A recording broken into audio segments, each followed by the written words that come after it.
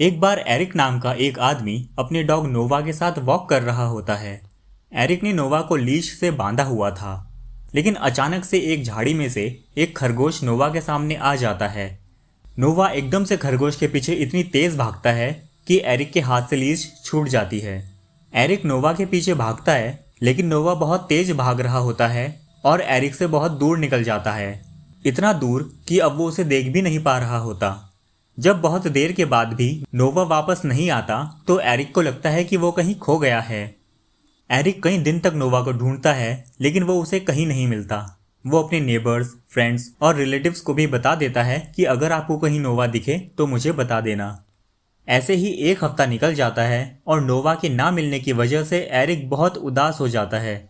वो सोचता है कि ये कितना अनलकी था कि वो खरगोश अचानक से नोवा के सामने आ गया, और ये भी कितना अनलकी था कि उसने उस टाइम लीश को ठीक से पकड़ा हुआ नहीं था।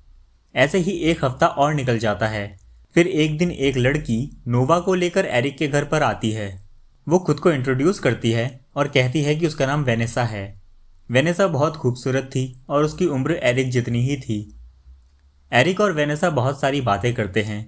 वो एक दूसरे को पसंद करने लगते हैं और एक दूसरे को डेट करने लगते हैं। एरिक और वेनेसा एक दूसरे को देखते हैं कि उनमें कितनी सारी अच्छी क्वालिटीज़ हैं। वो एक दूसरे को प्यार करने लगते हैं। उनके रिलेशनशिप में वो सब कुछ था जो एक आइडियल रिलेशनशिप में होता है। एरिक सोचता है कि वो कितना लकी है कि उस दिन वो खरगोश अचानक से नोवा के सामने आ गया और नोवा उसके पीछे भाग गया, और फिर वेनेसा को नोवा मिल गया जो राइट प्लेस पर थी एट द राइट टाइम। कुछ महीनों बाद एरिक वेनेसा को पिक करने अपनी कार से जा रहा होता है। एक इंटरसेक्शन पे कोई दूसरा ड्राइवर एरिक की कार को बहुत तेज टक्कर मार देता है। गलती दूसरे ड्राइवर की थी क्योंकि उसने रेड लाइट जंप की थी और उसकी स्पीड भी बहुत तेज थी। इस एक्सीडेंट में एरिक बेहोश हो गया था। जब वो उठा तो उसने देखा कि वो हॉस्पिटल में है। डॉक्टर ने एरिक को बताया कि उसके सर में चोट लगी है और उन्हें कुछ टेस्ट करने हैं कि कहीं उसके ब्रेन में कोई परमानेंट डैमेज या इंटरनल ब्लीडिंग तो नहीं हुई है। तब एरिक ने सोचा कि वो कितना अनलकी है कि जब वो वेनेसा को पिक करने जा रहा था तभी उस जगह पर दूसरी कार आ गई जिस जगह से वो जा रहा था। उसे बहुत गुस्सा आया कि इस एक्सीडेंट की वजह से उसकी पूरी लाइफ बर्बाद हो सकती है। रात भर एरिक को हॉस्पिटल में ही रुकना पड़ा। नेक्स्ट डे डॉक्टर एरिक के पास आते हैं और कहते हैं, एरिक, मैंने तुम्हारे सीटी स्कैन्स किए हैं और रिपोर्ट्स आ गई हैं। मेरे पास तुम्हारे लिए एक बैड न्यूज़ है और एक गुड न्यूज़। एरिक कहता है, पहले मुझे बैड न्यूज़ बताओ। डॉक्टर कहते हैं कि ये दोनों थोड़ा सिमिलर न्यूज़ ही हैं। ये सुनकर एरिक कंफ्यूज हो जाता है और डॉक्टर से पूछता है कि आप क्या कहना चाहते हो। डॉक्टर कहते हैं कि बैड न्यूज़ ये है कि हमें आपके ब्रेन में एक ग्लायोमा यानी कि एक ट्यूमर मिला है। एरिक डर जाता है और पूछता है, और गुड न्यूज़ क्या है? डॉक्टर कहते हैं, गुड न्यूज़ ये है कि ये एक ग्लायोमा है। एरिक पूछता है कि ये गुड न्यूज़ कैसे हुई? डॉक्टर रिप्लाई करते हैं, तुम्हारा जो कार एक्सीडेंट हुआ था उसमें तुम्हारे ब्रेन को कोई इंजरी नहीं हुई है, लेकिन जब हमने सीटी स्कैन्स किए थे तभी हमें तुम्हारे ब्रेन में ट्यूमर मिला।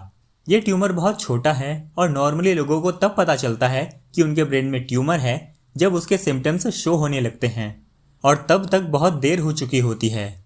लेकिन तुम्हारे एक्सीडेंट के बाद हमें सीटी स्कैन्स करने ही थे और उसमें ये ट्यूमर अर्ली स्टेज में ही डिटेक्ट हो गया है, और हम इस ट्यूमर को तुम्हारे ब्रेन से रिमूव कर सकते हैं बिना किसी प्रॉब्लम के। तो एक तरह से देखा जाए तो इस कार एक्सीडेंट ने तुम्हारी जान बचाई है, यानी कि ये एक गुड न्यूज़ है डिस्गाइज्ड एज बैड न्यूज़। तब एरिक सोचता है कि वो कितना लकी है कि वो बिल्कुल राइट टाइम पे वेनेसा को लेने जा रहा था और वो एक राइट प्लेस पे था कि उसका ये एक्सीडेंट हो गया। वो सोचता है कि ये सब कितना अजीब है कि कोई बुरी चीज़ भी अच्छी हो सकती है और कोई अच्छी चीज़ भी बुरी हो सकती है। एरिक को रियलाइज़ होता है कि वो लाइफ के बारे में कितना कम जानता है कि एक्चुअल में कुछ भी चीज़ क्या है, कि उसे ये कभी पता नहीं चल पाएगा कि लाइफ के दूसरी तरफ क्या है और लाइफ में जो कुछ भी हो रहा है वो अच्छा है या बुरा है, और वो कितना लकी है या कितना अनलकी है। उसे लगता है कि लाइफ में ऐसी कई चीज़ें हैं जिस पे उसका कंट्रोल नहीं है, लेकिन फिर भी उसे एक लिबरेशन वाली फीलिंग आती है। एक हफ्ते बाद एरिक की सर्जरी होती है और डॉक्टर उस ब्रेन ट्यूमर को सक्सेसफुली रिमूव कर देते हैं। कुछ दिन बाद एरिक को हॉस्पिटल से रिलीज कर दिया जाता है और वो घर में वेनेसा के साथ रहने लग जाता है और जल्दी ही पूरी तरह से ठीक हो जाता है। एक दिन फ्रेश एयर लेने के लिए वो नोवा के साथ वॉक करने बाहर जाता है। आई होप ये वीडियो आपको अच्छा लगा होगा। अगर आपने अभी तक इस चैनल को सब्सक्राइब नहीं किया है तो प्लीज़ इस चैनल को सब्सक्राइब कीजिए। Thank you for watching the video and I will see you in the next one. Good bye, live happily.